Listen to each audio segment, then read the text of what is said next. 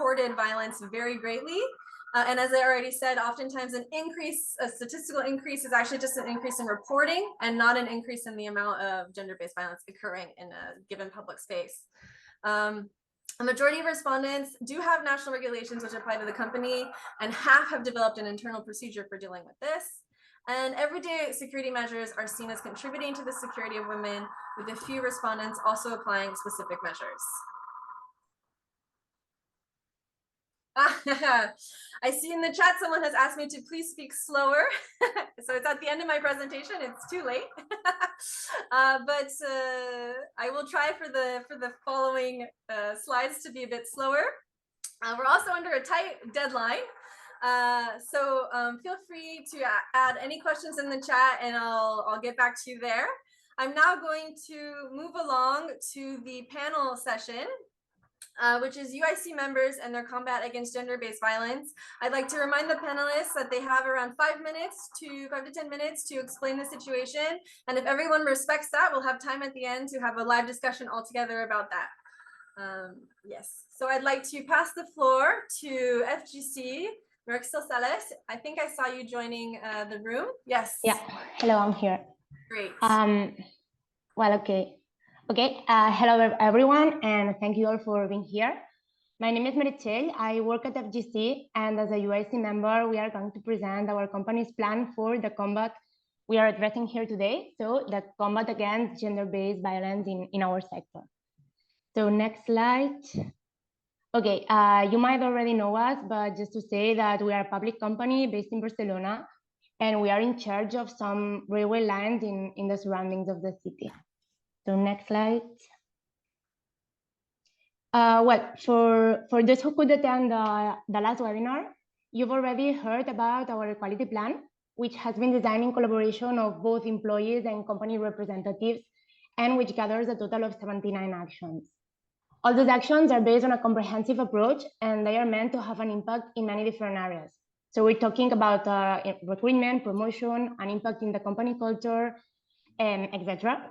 But above all, we're also addressing harassment prevention. And in this line, our plan includes several anti-harassment measures targeting not only the company, but also its environment. And well, these are the measures we are going to present in the following slides. Next, thank you. Internally in the company, what we aim is to promote an inclusive culture, to raise awareness among our staff and to provide a safe environment.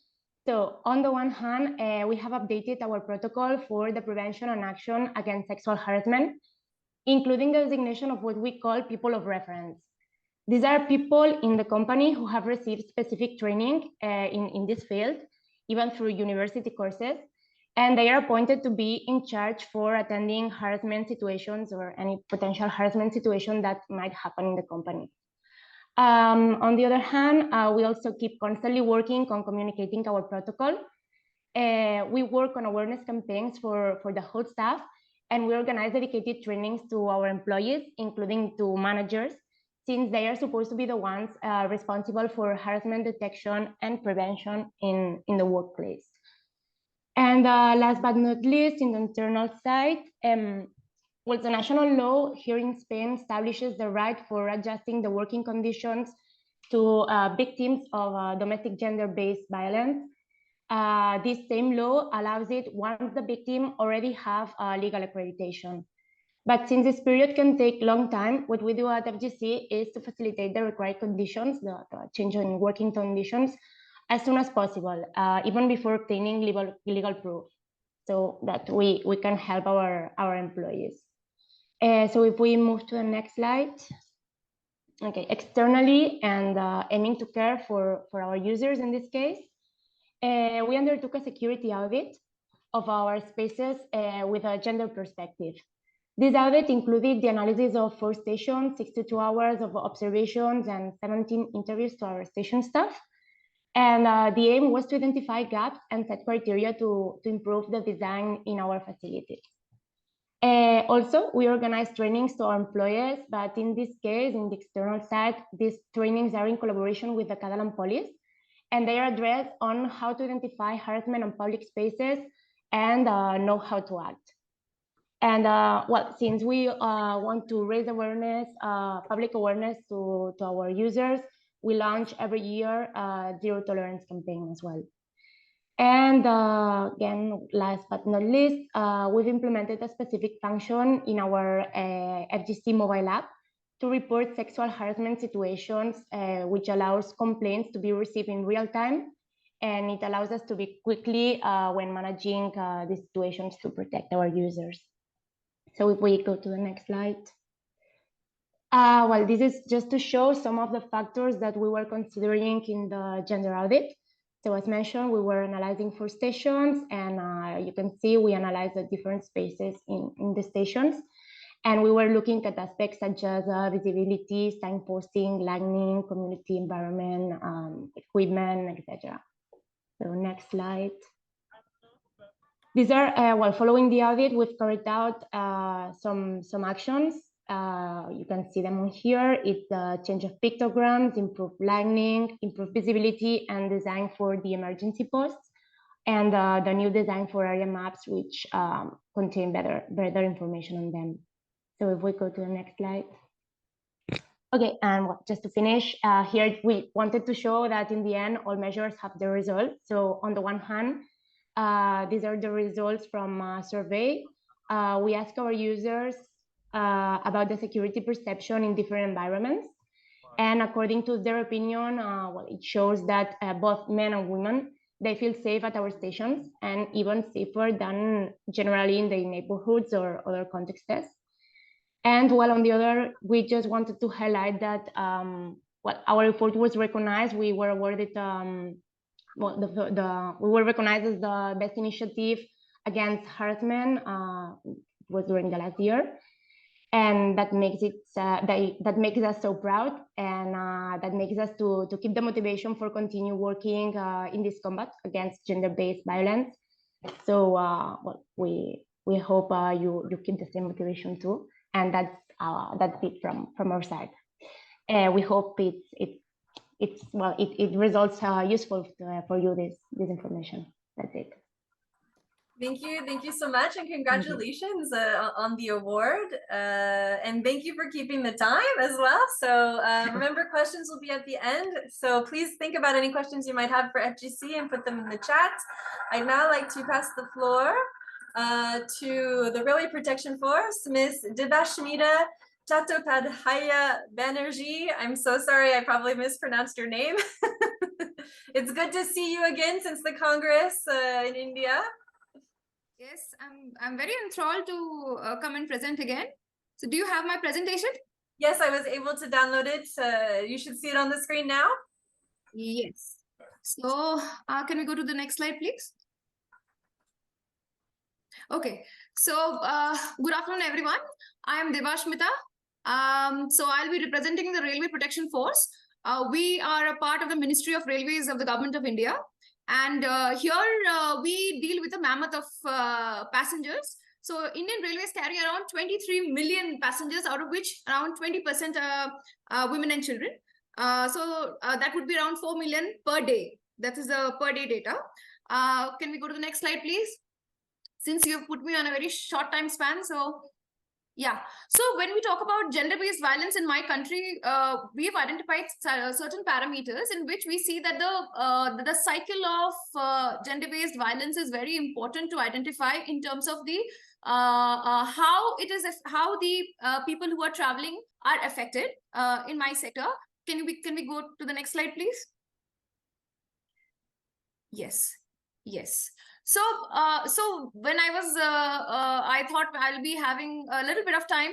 So that's why I made the previous 2 slides. So anyways, so when we talk about GBV in India, especially in the mobility sector, first, as I said, we need to consider the numbers. We have around 4 million passengers, lady passengers who are traveling. The kind of crime against women that we see are rape, murder, stalking, human trafficking, which is one of the biggest contributors to GBV in India, unauthorized entry into coaches reserved for women. We have certain coaches which are reserved for women in our trains, and then objectionable touch during such kind of unauthorized entries. Now, what do we do about it? Apart from the soft skill initiatives that my previous speaker was mentioning, what we do is we have some strategic deployment based on our historical data. This is done primarily, it was done manually earlier. Now we are using automation, AI-based systems to actually get the data and then deploy our people based on that. The second is we have our decoy teams.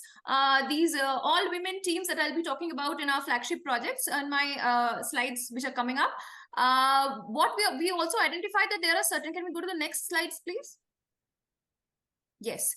So we've identified that train escorting is one of the very important factors to provide confidence to our lady passengers who are traveling long distance as well as short distance, especially during night time, because the vulnerability mapping shows that the crime happens mostly during the night or the wee hours in the morning. So the time analysis, black spot analysis, where these crimes are happening, in which provinces of our country, and accordingly then we make our strategy. As I said earlier, this was done manually. Now we have got automation systems which help us devise our deployment.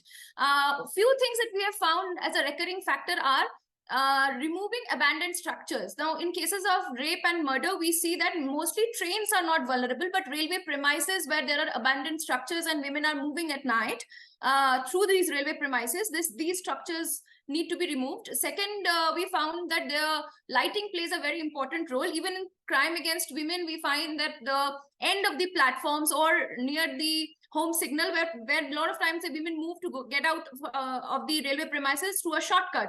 So these places are very vulnerable to crime against women because these are not authorized entries. Now, so we are trying to define an access control protocol where we define our authorized entries and we ensure that people move through these authorized entries only and close down all the unauthorized entries. Next slide, please. Yes, so I was trying to talk about these two GBV, anti-GBV plans we have. These are our flagship programs for crime against women. One is Operation My Saheli, another is Operation Action Against Human Trafficking. Next slide. So what is My Saheli? My Saheli in Hindi means my friend. Saheli is friend. So basically we thought that we cannot have our trains pass through the length and breadth of the nation.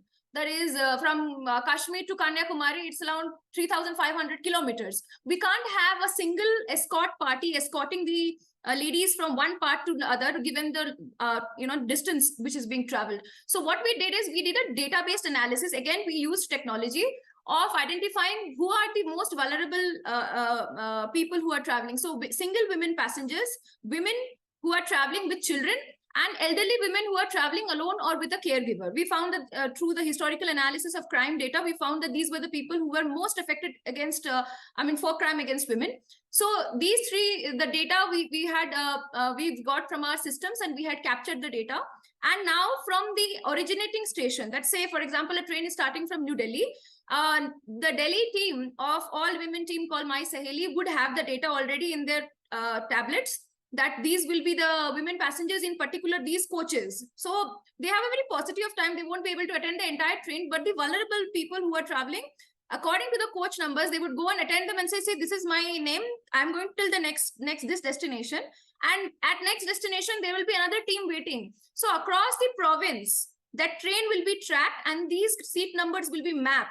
And the women will know that, or the passengers who are traveling, who are mapped in this particular data, they will know that at every point in time, there is a particular lady women RPF escort available in the train or in the station premises, and they're at a call. So this really boosted the passenger confidence and women traveling over long distance trains. I'll give you an impact assessment data in my coming slides. Next, please. There is a video.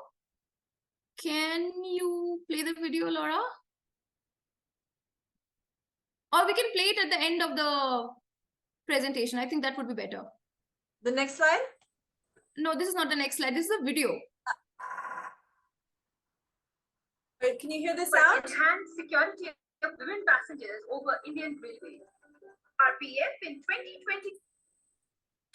2021 have launched Meri Saheli initiative, which is a data-driven, holistic, end-to-end solution for enhanced women's security. 244 all-women teams of My Saheli are deployed all over the nation, both in trains and station premises, so that every woman can travel with confidence. Every day, 4,000 coaches reserved for women passengers are escorted by RPF lady personnel. RPF leverages technology in providing real-time assistance and hence by the use of several ICT-based monitoring mechanisms ensures a safe travel for our lady passengers.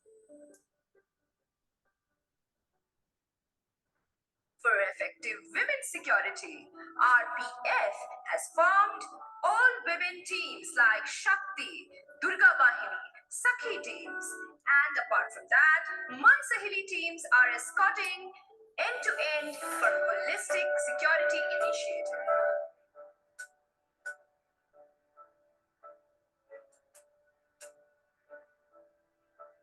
Women's security is RPF's priority. Operation Mahila Suraksha. RPF's priority. Women's security is RPF's priority. Women's security is RPF's priority.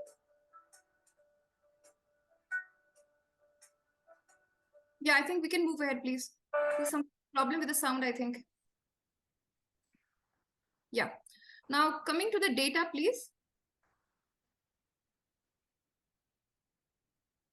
So once we did an impact assessment, we found that there was a 36% decrease in crime against women over all over Indian Railways after the introduction of the My Saheli teams. It was a very small initiative that we did, just tweaking our deployment based on the data, vulnerability mapping data that we did, as I mentioned earlier. Can we go to the next slide, please? Yes.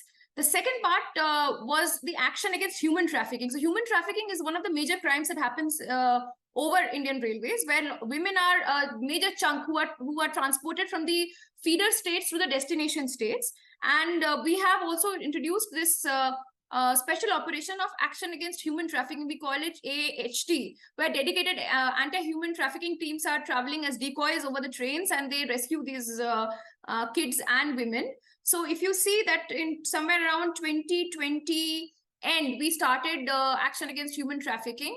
2021 saw a sudden jump in the number of victims who were rescued. But we saw that we were not doing very well in terms of arresting the traffickers. So then in 2020, 2022 and 23, we worked on that. And now we are doing quite well in arrest of the traffickers as well. Next slide, please. Yeah, so we are using technology majorly in terms of passenger-facing technology as well as employee-facing technology. I would not explain these. I don't think we have time. Next slide, please. Next slide. Yes. So Indian Railways has 9% women and 8% women, and RPF has 9% women. Next slide, please. We are one of the highest percentage of women among all armed forces and all forces in India, and higher than that of Indian Railways. We also have certain gender-based inclusive opportunities available for women who are working. And we have an act called the Sexual Harassment at Workplace Act, SHAW. So, and that is at par with the international laws, which have been ratified, and India has ratified it with international organizations. And every division in Indian Railways has a sexual harassment committee. And all members are very freely available to go and, set up their grievances. So that is something that we're doing internally. Next, please. Yes. So what we plan to do we plan to do on two more fronts. One is use of more technology in automation. Right now, we are doing automation in certain fronts and digitization in some fronts. We want to automate the working so that, we can have more data-driven approach. And the second part is collaboration with our non-governmental stakeholders. We do collaborate. We are having a collaboration in action against human trafficking with Mr. Kailash Satyarthi, the Nobel laureate. His Bachpan Bachao Andolan works with us in rescue of these women and child all over India. But we want to collaborate with more non-governmental organizations so that we can create a collective dynamic. So thank you, and that's all from India.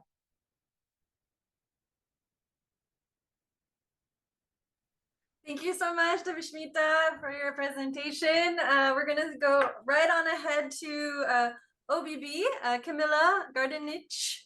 I probably also mispronounced the German surname. Camila, welcome. Yeah, hello everyone. Hello from Vienna. Since there's currently no internal procedure on gender-based violence, I'm only able to make a brief statement today about our current situation. We have no presentation, but I would now like to give you an insight into the topic of gender-specific measures within the ÖBB company.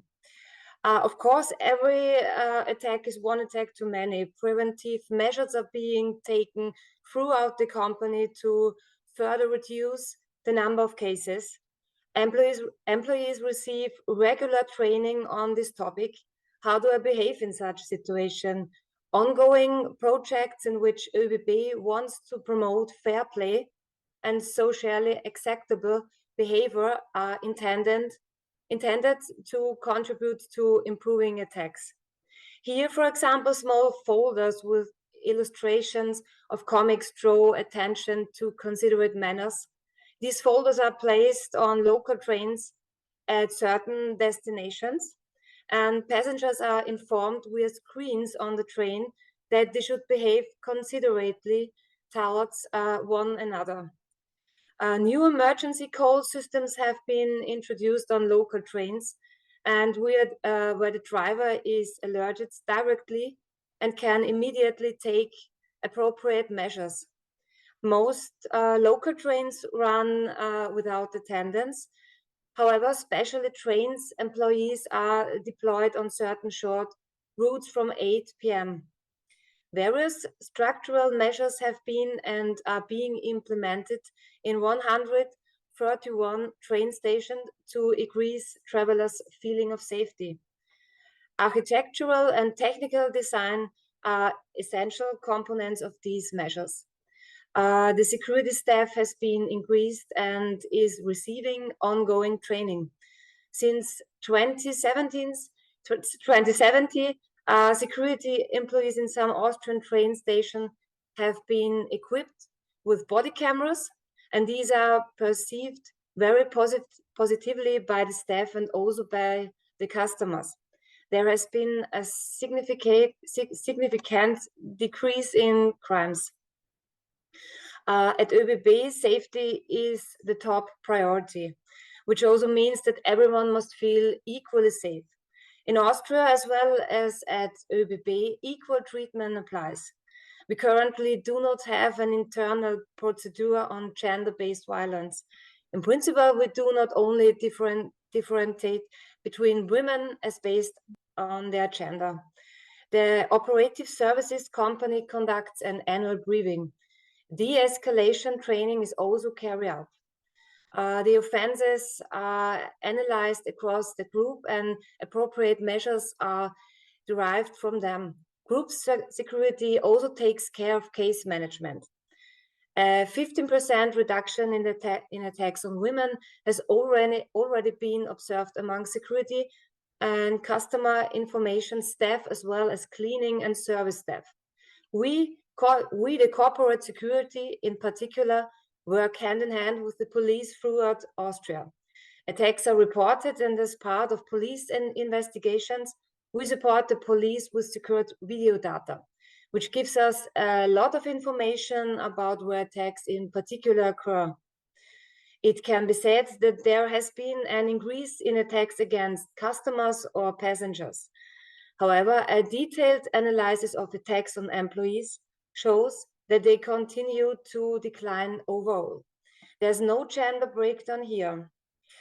Yes, now I'm finished. I hope I was able to give you some good insight based on this information. Thanks for your attention. Thank you, Camila, so much for your intervention. And yes, if you have any questions about OBB, please put them in the chat. I will move on to the next presenter from SNCB, Mathieu Huysmans. Mathieu, are you with us? I am with you. Lovely. Oh, here I am. Hello, everyone. Mathieu Huysmans, expert passenger security for the Belgian National Railway Company. So, our company has the mission to assure the safest and most secure situation for our travelers and personnel with the collaboration of the Federal Railway Police Department. As a criminal offense, every crime based on gender is to be repressed, prosecuted, and analyzed by this police department. However, our company favors holistic measures preventing expression of violence. This approach is supported by the data collected among personnel and call centers. Those data indicated that people are victims of a range of physical, psychological, and material attacks, of which gender-based assault is only a small part. So we try to prevent the expression of violence itself, regardless of its motivation, which in this case might be psychiatric, by changing or removing the situation or element that led the violence occur. Rooms in stations and trains of the last generation are built to multiply in line of sight in a way to encourage social control and produce a deterrent effect on the willing of assault. This is achieved through extensive lighting, use of transparent material and mirrors. New CCTVs are placed in station every year and on every train ordered after 2008. This is both to intimidate potential perpetrators and facilitate the prosecution, as we do know that video evidence increased both the likelihood of resolution and the severity of the sentence. Security staff is specially trained to ensure safety and reception of victims of violence, sexual or not, in order to avoid double victimization. A large number of security guard patrols are organized on the last train or night train to improve security feeling for customer and staff at anxiety-inducing time, the night. Train managers are present on every train at all time and are instructed to walk through the convoy every 30 minutes, whenever possible, to detect any problem or concern. And our call center is reachable by phone and silent alarm for the personnel. We launch also the project to make them also reachable silently for traveler via WhatsApp. Thank you. Thank you, Mathieu, for the explanation from SNCB. As with all the other speakers, if you have any questions for Mathieu, please put them in the chat and we'll have a moment to discuss at the end. For now, I'd like to pass the floor to our last speaker in this panel. It's SNCF, the French Railways. It's Meunier, and the floor is yours. Thank you, Laura. For SNCF, next slide, please. So some case indicators and legal obligation for in France. 2/3 of all public transport travelers are women in France. 53% of acts sexual abuse take place in stations. 57% of acts sexual abuse take place in trains. 9 points of increase in sexual assault against staff in contact with customers. According to the French Transportation Code, the SNCF International Security Service must give priority to prevention and fight against sexual abuse in public transportation. Train operators must provide an annual report focusing on measures taken against sexual abuse in public transportation. What the law says in France. In France, gender-based offenses in trains and railway stations are punished by law. Impose sexual or sexist language or behavior on someone. Sexual harassment, multiple offenses can be considered as sexual harassment and are punished more severely. Example, an individual repeated several sexual gender-based offenses or several individuals, each harassing a single victim. Sexual exposure, exposing one's sexual attributes or mimicking a sexual act, even when naked, in a place accessible to the public for others to see. Example, consider masturbation. Sexual voyeurism in trains and railway stations, trying to observe a person's private parts by any means when they have been hidden from public view by their causes. Example, recording women's private parts, looking under skirts on a staircase. Rape is punishable by 15 years imprisonment. Next slide, please. Anne. SNCF railway security measures, international procedures. The employer is legally obligated to set up a reporting system for sexual abuse by management, by reporting to the SNCF Ethics Department. An internal investigation is triggered. This procedure does not prevent the employers from filing a complaint with the police. International professional networks, SNCF Mid-Cité, which has 11,000 members, one of whose missions is to communicate on sexual abuse. Specific awareness weeks are organized with speeches by the president of the SNCF, Jean-Pierre Parandou, as well as SNCF directors. External measures for customers, alert number for calls 2117 and for text messages 21177, the smartphone application name 2117. This number gives access to the National Railway Security Command Center, which can decide to either send a team or transmit the information to the police. The staff of the call center is trained specifically to talk on the phone with victims. Emergency alert terminals on the platform in Paris region. SNCF has an internal security service trained to stop the violence, take care of victims of sexual abuse. SNCF railway security measures coming soon. To fulfill our legal duties, we have designed 2 services dedicated to our customers: preventive action to fight against gender-based and sexual offenses, support victims of sexual abuse, and help them to complain at the police station. In addition, specialized training for railway security staff, e-learning courses, training in victim support, training in undercover missions, civilian courses, a dedicated page on gender-based violence on the new SNCF security website. This coming year, a new campaign will take place. Thank you. Thank you, Anne, for your presentation, and thank you to all of our speakers. If you wouldn't mind, all of you turning on your webcams now, we will have the panel discussion.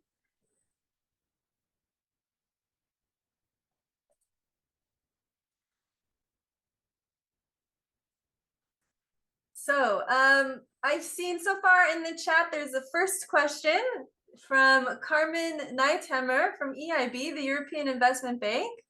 She has asked if any of the railway operators have performed a business case analysis regarding the measures that they use to combat gender-based violence.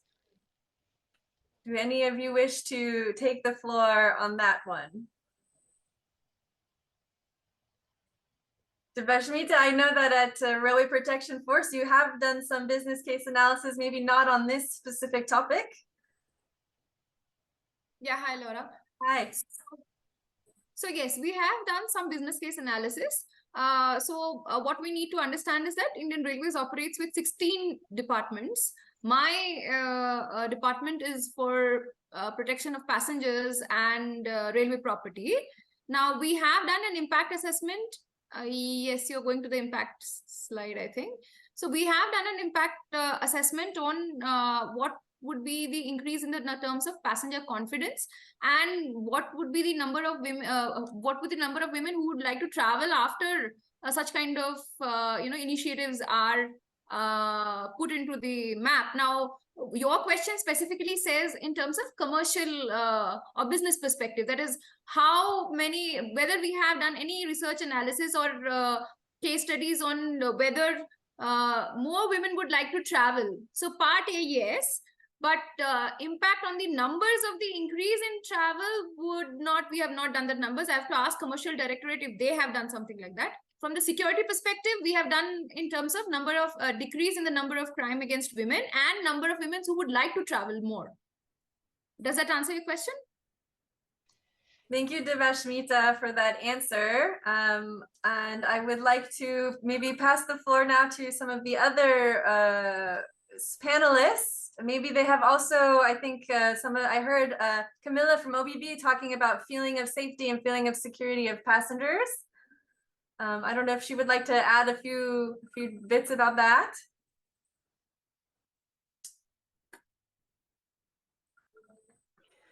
Please, can you repeat your question? Yes, Camila, I was just asking about, you said you had done surveys on the feeling of security of passengers. And I was wondering if you could maybe relate that to the actions of OBB in regards to gender-based violence, and to combat gender-based violence, rather. Do you ask a question about aggression, or do you just maybe ask passengers if they feel safe? Maybe a little details about the questions that you ask would be. Oh, you mean if our passengers feel safe, and if we ask them about their feelings about the safety by the by ÖBB. Yes, of course, we did this, and we questioned the passengers, but also the employees regarding the topic safety by the ÖBB, and the result was that the passengers feel more safety than years ago. I hope you understand, because there are much more employees in the train, especially at the time, for example, at night. Women feel more safety. Yes, and the employees also, because more employees are eingesetzt. It's sorry. Okay.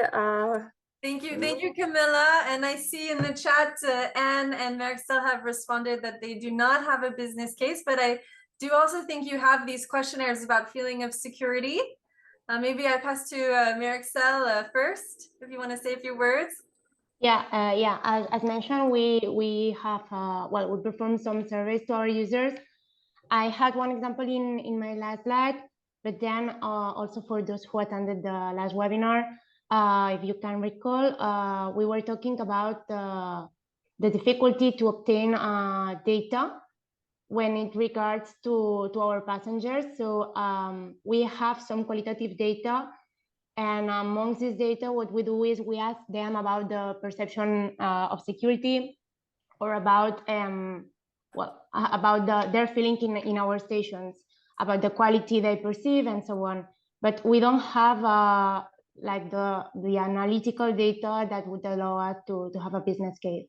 In the internal side, we keep managing the KPIs for the presence of women in our workforce, or for the possible we have not many, but for the possible harassment situations that we may have, we perform we just keep following the situations, but we don't have anything like super analytical as a business case. Thank you. What about Mathieu from SNCB? Anything to add about business cases or questionnaires on feeling of security? Yes, we do monitor the safety and security feeling on our network. We do that. Separatingly feeling on a train, on a station, and on the parking place. regardless of the gender, and we didn't conduct an business case on the possible travelers increasing that would occur following the increasing of this security feeling. There are many more parameters that could explain an increasing in traveler than security feeling. We don't have such a business case. Thank you, Mathieu, for your answer. I'll now move on. We have another question in the chat. This one is focusing on the command centers.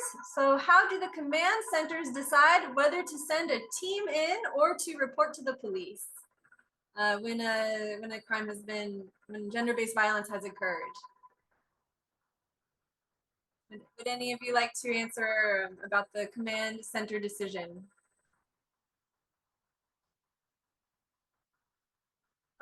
See, Laura, in India, we have the police. I mean, we are the railway police here. So we make a value-based judgment as to send a local team or whether there has to be a further inquiry into it.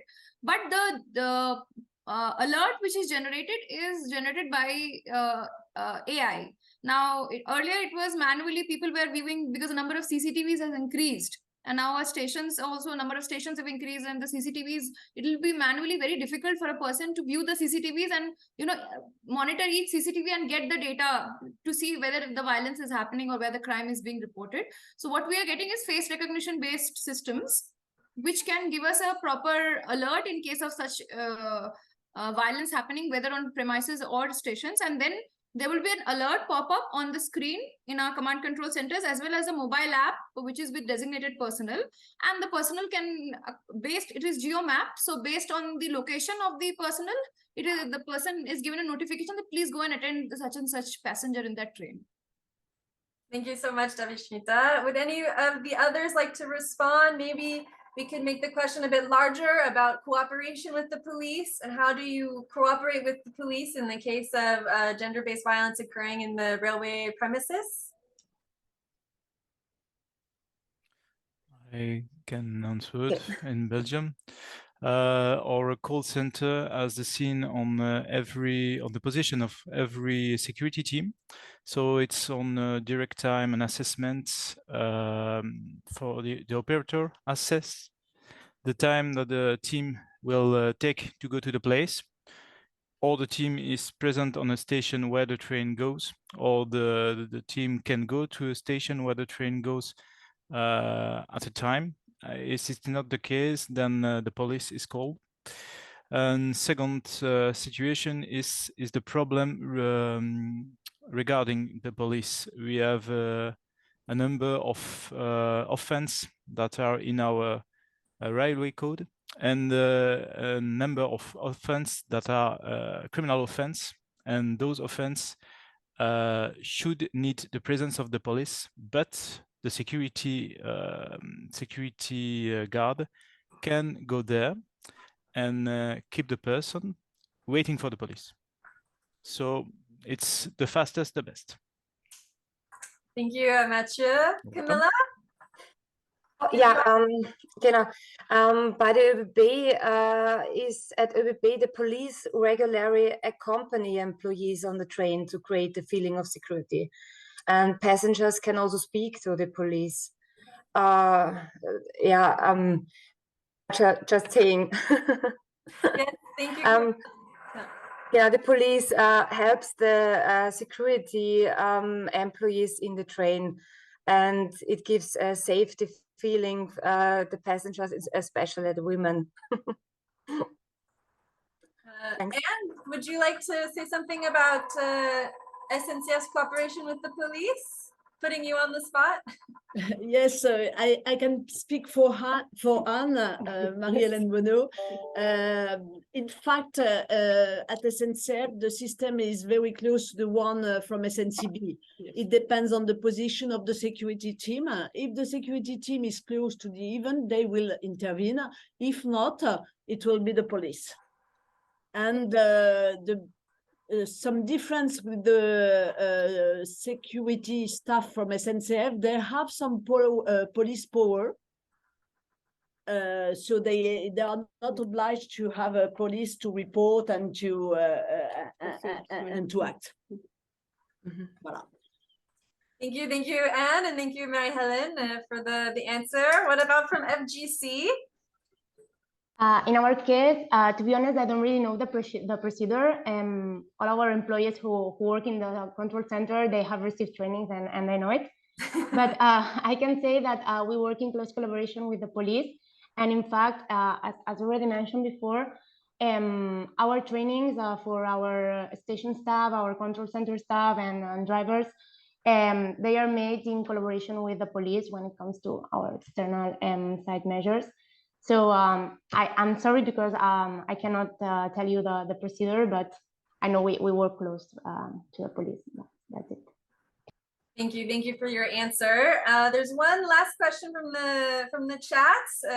Hopefully we can keep our answers short because we have to wrap up in 5 minutes. It's concerning grievance measures that the companies have put in place for staff who have faced gender-based violence. And maybe I'll pass the floor directly back to you, Meritxell, because you had a nice slide that was explaining that in your presentation. Yeah, correct. Actually, the main mechanism for us would be, as mentioned, we designed this person of reference. So we have several of them. They're known to be working quite officially in the company, as I was told. These are each employee in the company, they know about this person, and well, if someone suffers from a situation, they can just go to these people of reference, and this is how they announce the situation. That's it. We also have an ethical, I haven't mentioned it before, but we have an ethical mailbox when you can anonymously send well, any kind of, you can report any kind of incidents you might have seen. So sexual harassment would be one of these as well. So that's how we work. Thank you. Any of the other panelists wish to speak about measures for staff?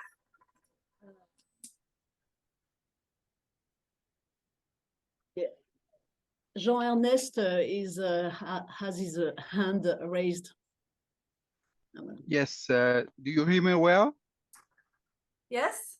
Yeah, thank you, and sorry for being late. So I'm Jean-Ernest Lestin, Deputy Chief at VRL Canada Police. So just to come back in your previous question, because I'm sorry I was a little bit late in regards to that meeting.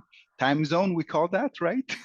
So in regards to your previous question, in regards to collaborating with police and all that. So in Canada, our force multiplier, it's about, working with local police jurisdiction. As you know, we're not so many police officers, so we have, trained marshal on board train, but we definitely also have, police of jurisdiction that will assist, to train, to intervene when a criminal act happen on board train in regards to either our employee station or on board train, right? So this is how we work with the police, local police, and we did put something in place in regards to what we call victim services. So in Canada, we call that CAVAC. So it's crime, it's a group, that's different from policing, that support, people or that is victim or witness of a crime. So that way we can reassess to make sure that people are well taken care of. And this is something that we're focusing a lot on. So that way we want to make sure that, either employees or passengers that boarding the train, they're well taking charge. Thank you, Jean-Ernest, for sharing the perspective of VRL Canada.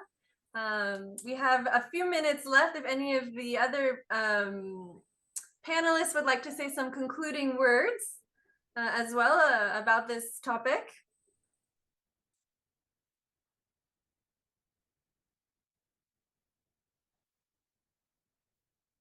Well, in that case, I'd like us to all give our panelists a virtual round of applause. Thank you so much for joining us for this panel on UIC members and their combat against gender-based violence.